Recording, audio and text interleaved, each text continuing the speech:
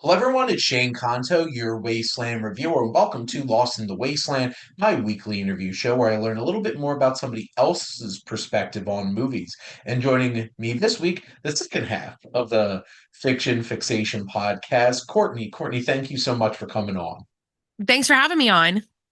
Absolutely. So, Rose was on last week, and now you get your hmm chance to come on. Would you like to tell everybody a little bit about your podcast and plug anything else that you would like people to check out?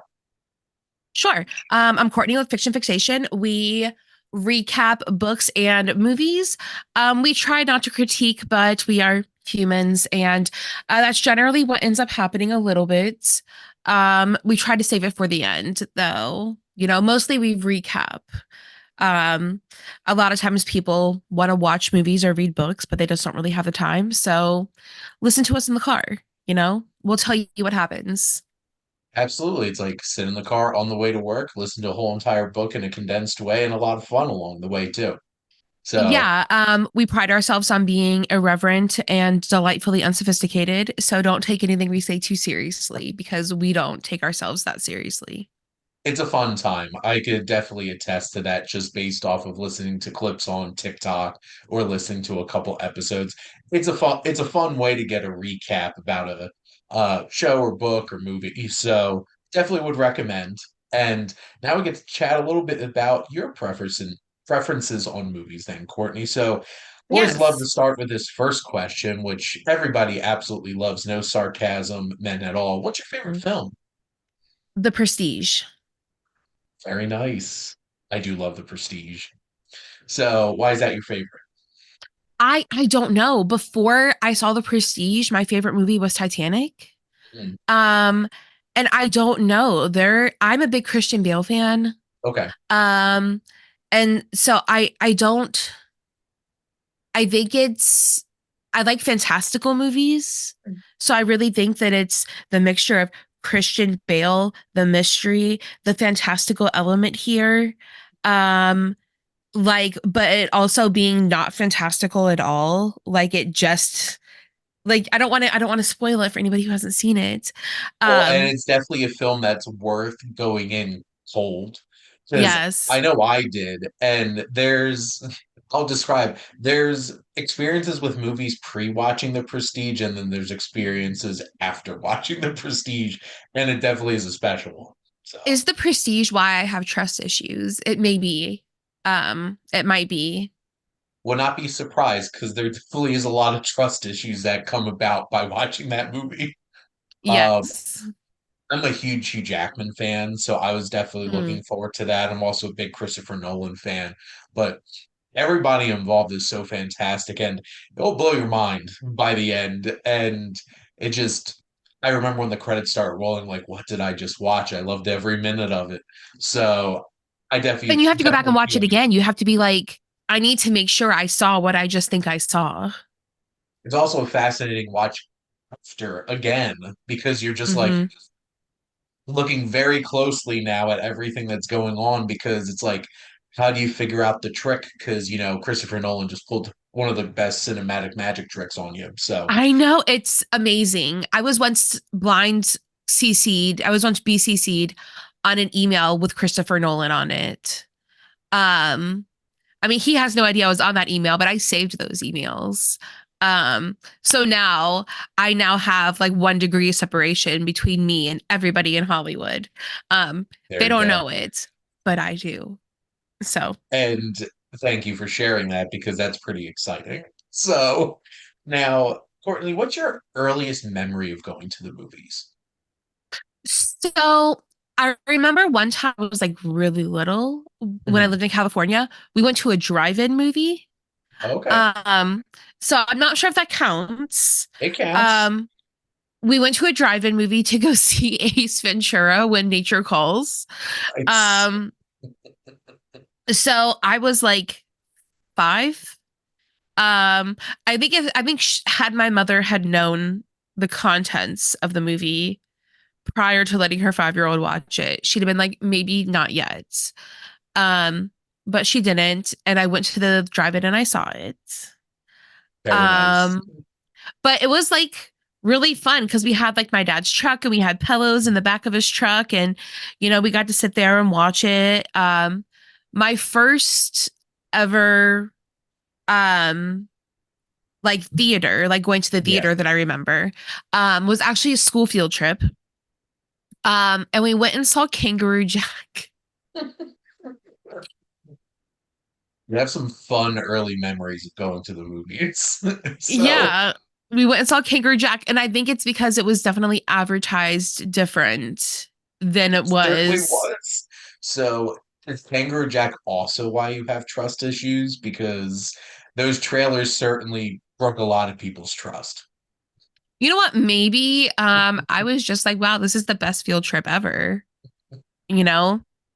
Yeah, I definitely don't recall going on any field trips to the movies that were films like Kangaroo Jack. The two distinct ones I remember both in middle school seeing Chronicles of Narnia because that had just come out, like it was in theaters, and then Proof. Like my math class wanted to go see this movie that was supposed to be about like finding this math proof, but then it was just a really depressing movie about like this tragic relationship between father and daughter. I'm just like, I'm just seventh graders are not feeling this right now. Yeah, you're like, this is not what we thought it was. Based off of this conversation, I feel like schools need to do a better job of actually figuring out what movies are about before they take kids to go see them. Well, now they don't go on any field trips. So, Well, that's sad. That is sad. yep, Disappointing, that's what the but pandemic did. there you go. But I can actually blame the pandemic for the first time, me actually going to a drive-in theater. Yeah. Because I did start going to the drive-in when, you couldn't go anywhere. Like, my wife and I were not ready to go into like an actual movie theater, so going to the drive-in was the only thing we could do. And that's exactly how I saw Tenant, which is Okay. exactly how Christopher Nolan wanted me to. Is sitting in my car listening to it through a car radio. And it was a makeshift one because they threw the screen over three stacked shipping containers. So this was exactly how Christopher Nolan imagined me watching Tenet He for the planned first it. time. He planned it. Exactly what he wanted. Christopher Nolan started the pandemic. Like, honestly, he probably was the one who wanted it the least.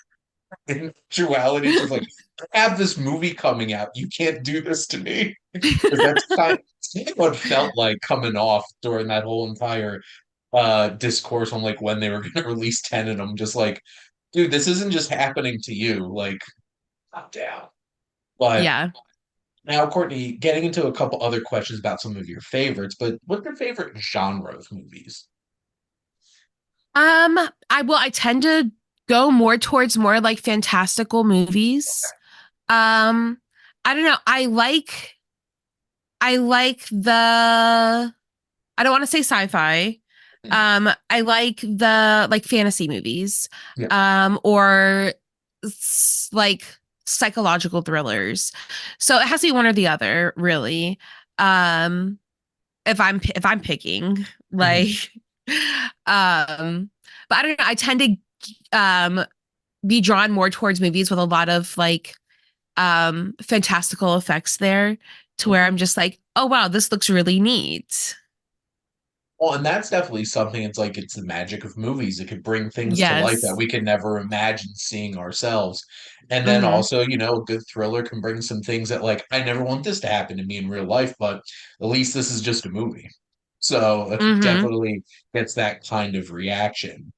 Now, thinking about behind the camera, are there any particular favorite filmmakers that you have? Well, I just said I like fantastical looking movies. Tim Burton. Okay. Um, so I really like Tim Burton. I pretty sure he's like a low key like psychopath, which I love. Um, and I also like Christopher Nolan. Um, so those are two very different directors. Um, They are very different in the way that like they're alike in the way that like you could look at a movie and be like, this is definitely a Tim Burton movie. This is definitely a Christopher Nolan movie. yes. but those particular trademarks are very, very different. Mm-hmm. My brother is a humongous Tim Burton fan and will Mm-hmm. just consume anything that Tim Burton makes. And he is certainly somebody that could take literally anything and make it weird and creepy and fantastical. So I know. I it's love that always for an him. interest. Yeah, it's always a very interesting experience, whether you're watching Edward Scissorhands and just goth kid Johnny Depp showing up in just tranquil 50s suburban neighborhood and just wants to live his best life and then nobody can handle it. But I'm definitely there's definitely films of Tim Burton's that I absolutely love, and he certainly has one of the most iconic look to Mm-hmm. his films. Tim Burton definitely spent a lot of time growing up watching like German expressionist films, and who can say that about kids growing up? So something unique about that. And yeah, I'm a huge Nolan fan, and the stuff that comes out of his brain and his brothers, they're something impressive. So always something interesting to watch. Well, honestly, like I think that if you were to take The Prestige and you're going to remake it with Tim Burton directing it, exact same script, everything. Imagine what kind of freaky movie that would be. That'd be very unnerving, to be Yes. honest. It's already unnerving. You add that Tim Burton element to it. Oh, so which one of them is Johnny Depp playing? Oh. I Oh my God, I feel had to like get it rid of would be Christian Bale. I feel like it would be Christian Bale's character I that know. Johnny Depp would play. Then who would play Hugh Jackman's character? See, now we're remaking The Prestige with Tim Yeah. Burton. I would watch it. They would have my money. I would watch it. Um, I'm just happy that Tim Burton's actually doing some stuff again because there was a little Hmm. while there where it's like, I think it's kind of done. But then, Wednesday happened and now Beetlejuice is coming out. And, they just have a built-in third title too. You just say it three Hmm. times. And then boom, there you go. Perfect trilogy. I'm considering calling my kids out of school, so we can go see it at midnight. Very nice. Uh, it would be certainly a fun time. Those kids would have a wonderful experience. Now, thinking in front of the camera, who are some of your favorite Mhm. actors or actresses? Okay. I really love Leonardo DiCaprio. Okay. Um, but I like old Leonardo DiCaprio. I'm not a fan of new Leonardo DiCaprio. Kate Winslet. I'll watch anything with Kate Winslet in it.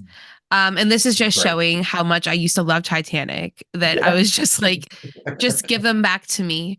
Mhm. Um, so I'll watch anything with Kate Winslet in it. But also I'm becoming a really big fan of Zoe Deutsch. Okay. She's a newer, like Mhm. actually she's probably about my age. Um, but she is really talented and I really like her a lot. Mhm. So anything with her in it, I'm probably gonna watch. Yeah, there's been a couple of just even like random small films that she's popped up in. It's just like, Hmm. honestly, this was worth it just watching her because she's Yeah. that much fun and talented. Comes by it honestly. Hmm. Um, being the daughter of Leah Thompson.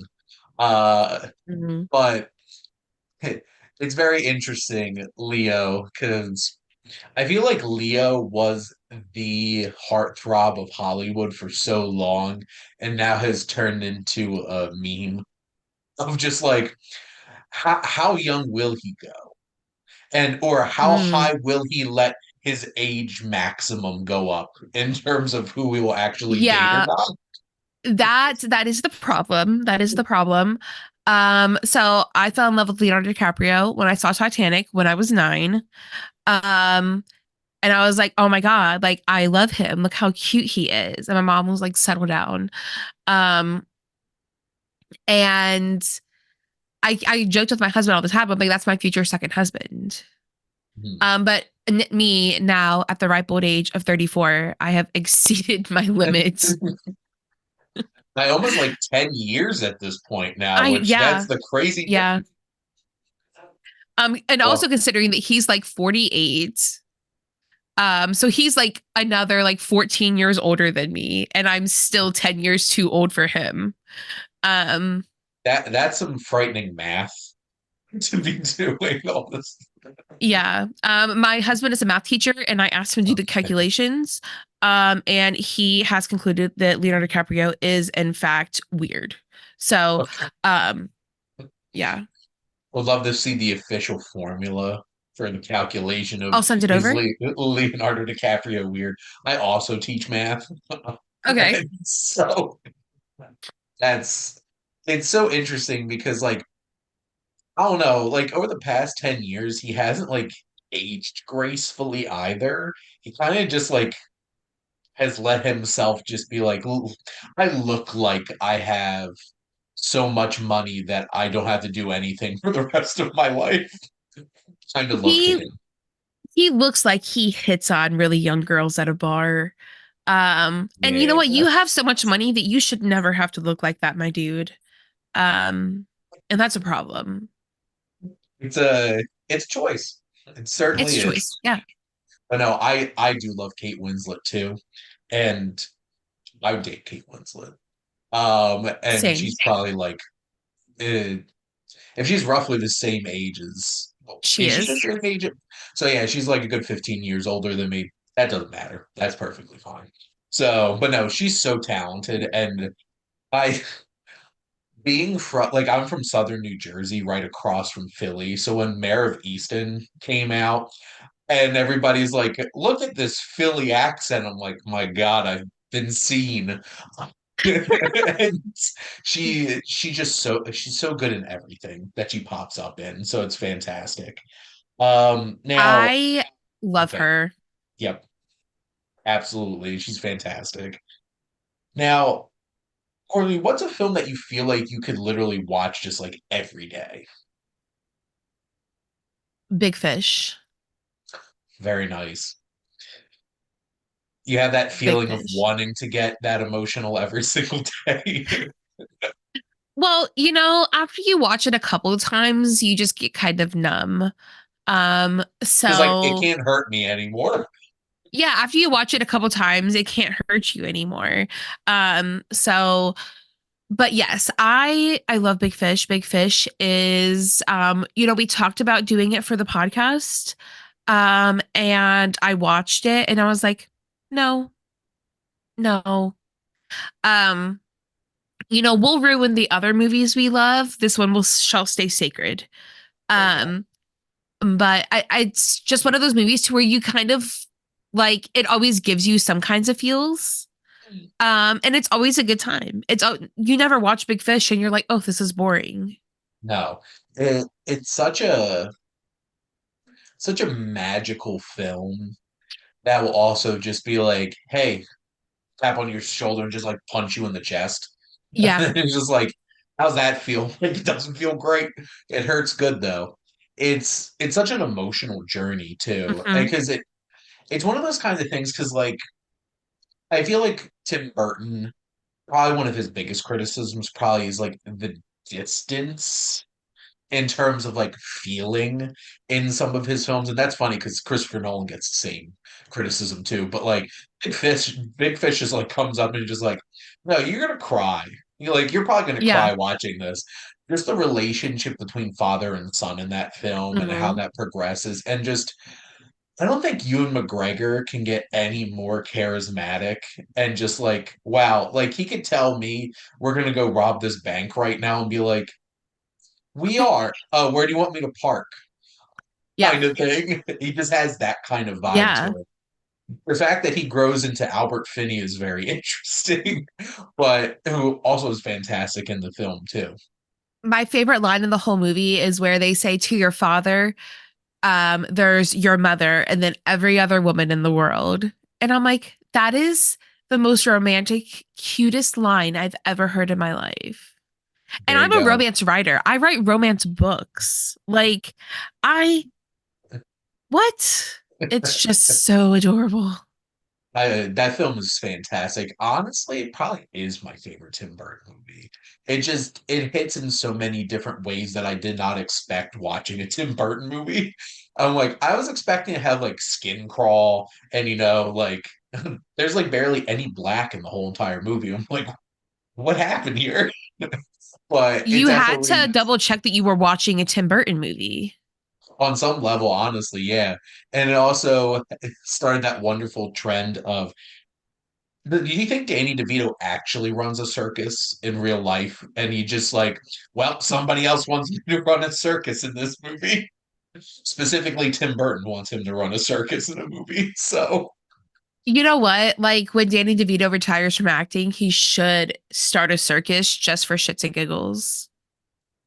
now this is going on a tangent, but one of the funniest things would be if it is actually a circus and the performers are just the cast of It's Always Sunny.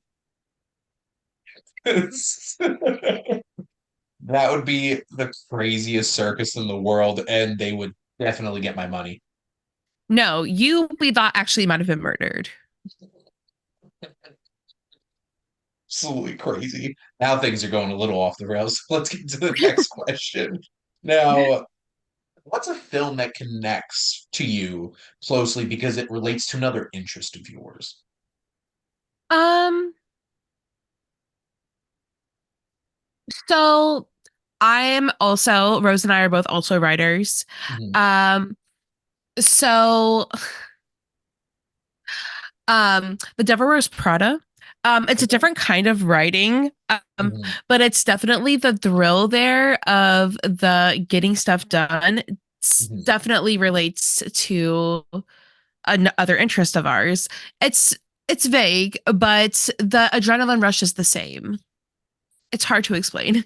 Hopefully, you don't have somebody that you have to report to that is like Meryl Streep in that, but I definitely Um, get that. so, so we had an editor. We had our editor, who was not as vicious as Meryl Streep, though Okay. sometimes it felt like she was. To be clear, she was not. But sometimes when she's doing very calm, helpful check-ins, like, "Hey, where are you at?" In our minds, it felt like she was personally attacking us. And all that matters is how it's feeling inside. So obviously, Yeah. basically the same thing. So She's just doing her job. That's literally what we paid her to do. And we're like, first of all, you need to stop. All right. You just shut up. I wonder how that job would be as an editor, where it's like you get hired, it's just like your job is literally to be like, so where is it? And then and then have to deal with the ramifications of asking a simple question. Yeah, and we did. Like she'll be like, "So, I don't really think this connects very well with the rest of, the plot, like maybe like this character." And I'll be like, "Whoa, whoa, whoa, whoa. Whoa, whoa. Whose book is this? Mine or yours?" And she's like, "It's literally my job." I feel like it being an editor, even like on films, would probably be like the most thankless job on the film because you're just like, I spent like 2 days trying to get this footage. I'm like, but it doesn't help your film. And you're just like, but I spent 2 days trying to get this footage. It's just like, we're Yeah. cutting it. And it's just like, okay. And you're just broken a little bit inside. So I Yeah. imagine that's how that goes. Yes, exactly. Now, what's a movie character that you feel like you connect with on a personal level? Naomi from Waiting. Okay.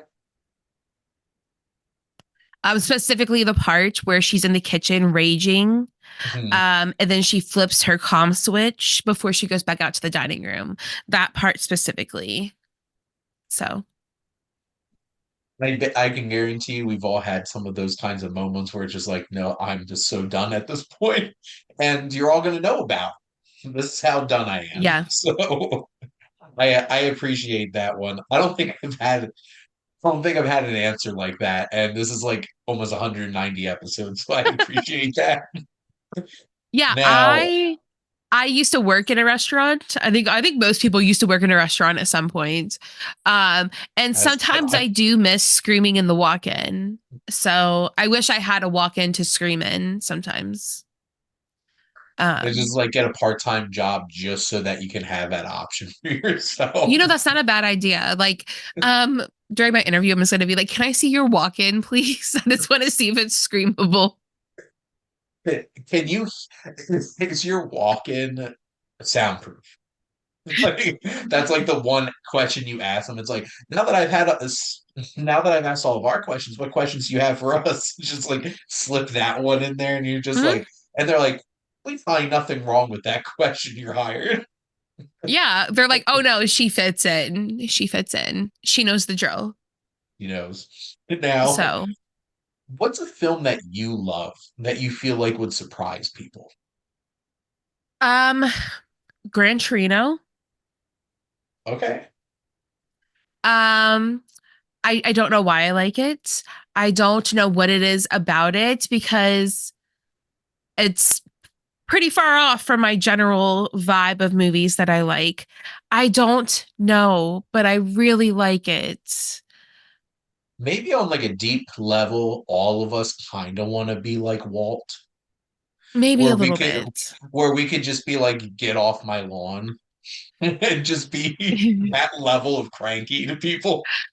When I tell you that I cried, I cried. I cried like a little baby when I'm like, he just wanted his cigarettes. Why? I am a big Clint Eastwood fan, and like I've seen so many of his films, and I remember when Gran Torino came out, and can you believe that was probably the last great film that he made? And that's like how long ago at this point? Like, Yeah. I just there are so many things about that movie that like, especially as I've gotten older, because like I watched that when it first came out, so it's probably been like at least 16 years at this point. And in those 16 years, since I was a literal teenager, it's like every day we get closer to being like Walt.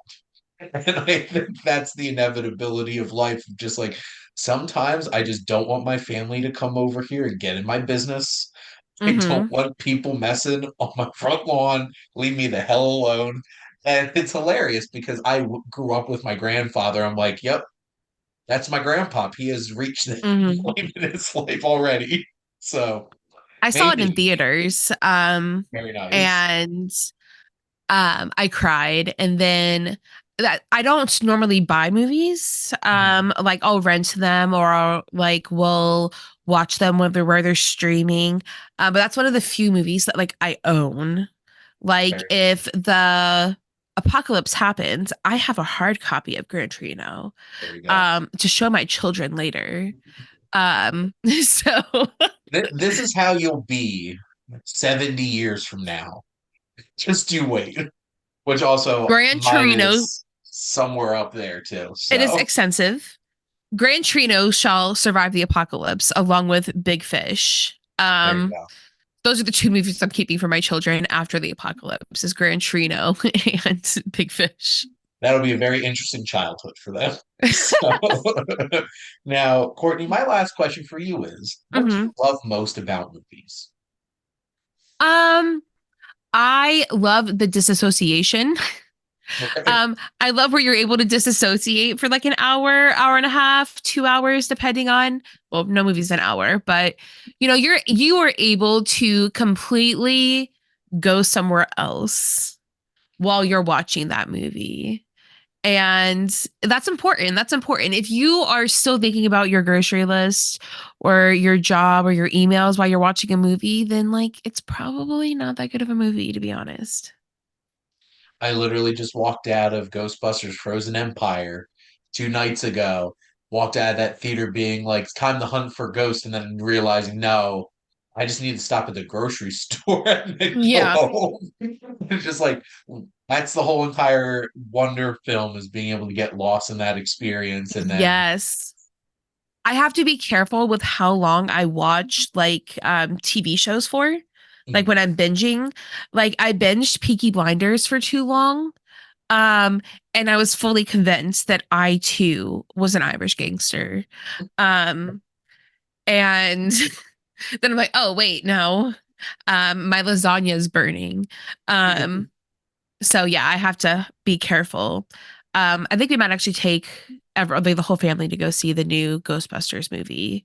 Very nice. Ghostbusters is my 12-year-old's favorite movie. Oh, So, awesome. like, okay, like we'll probably take you guys. It's fine.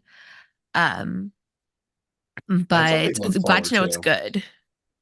I I had a fun time with it. I know a lot of people were extremely critical. Me just sitting on Letterboxd, seeing all of my friends being like, "This was trash," and I'm like, "Do you know how to have fun?" Like, I'm convinced some of you don't know how to have fun. But my big question though is follow-up question before we get to the end of the show is, did you wind up buying a flat cap after watching Peaky Blinders for that long? Um, yes, but it was for a purpose because we went to a murder mystery dinner. Oh, okay, so that Um, definitely came in handy. so it was part of the costume. I just already had that part of the costume. That's what I say. Very nice. Now, those are all my questions for you. And how I always like to wrap up the show is I let my guests ask me a question. So, Courtney, what would you like to ask the Wasteland Reviewer? So, if you had to take Christopher Nolan out of his directing role of one movie and replace him with another director, which movie and which director would you replace him with? So, I definitely know the movie because I feel like it's the one that he had at least amount of personality, and it's probably Okay. Insomnia. Now I'm thinking, what would Fincher's Insomnia be like? Because basically putting Fincher into anything related to like murder and crime and crime thriller just makes it 10 times as more unnerving. So I also want to have a video on set because I want to see what it would be like watching David Fincher, who's like super, super controlling of everything, have to interact with Al Pacino on set. Because I feel like that would be as equally as compelling as watching Fincher's version of Insomnia. But no, I would probably pick Insomnia, and I think David Fincher would be an interesting choice for that. Because I did Okay. wind up watching the original Insomnia with like Stellan Skarsgård in it, and definitely that definitely felt Scandinavian. I'm just like this definitely had that kind of vibe. But no, I would definitely like to see what Fincher got out of Robin Williams because he was already creepy and unnerving in that movie, and uh, he had such great range too. And it was nice seeing Al Pacino not just like hooah every 5 seconds in a movie post the year 2000. So actually, you could probably say that post the year 1990. That's how long the Al Pacinoing out has been going on. But no, that's an interesting question. That because yeah, that's definitely the film that I love. Christopher Nolan. That's my probably my least favorite one. Well, I have some complex feelings about Tenet. Maybe it was because I watched the drive-in at a shipping yard for the first time. But no, I Insomnia definitely would be the one that would be interesting to see what somebody else did with it. But thank you for your question. Thank you. Now that's a wrap here on Lost in the Wasteland. But Courtney, thank you so much for coming on. Thanks for having me on. And you all should go check out Fiction Fixation podcast and also say that 10 times fast. Because I would be impressed. So We cannot say it one time fast. So there you go. But thank all of you out there for always tuning in and supporting your Wasteland Reviewer.